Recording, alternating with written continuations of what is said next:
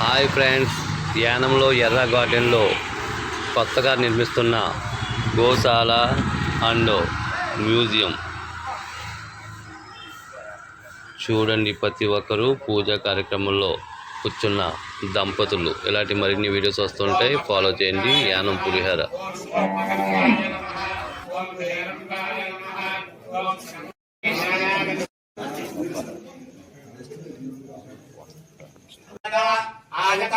పదే పదే పాపోహం పాపకర్మాహం నాహి మాం కృపయా దేవ శరణాగతవత్సల అన్యథా శరణం నాస్తి.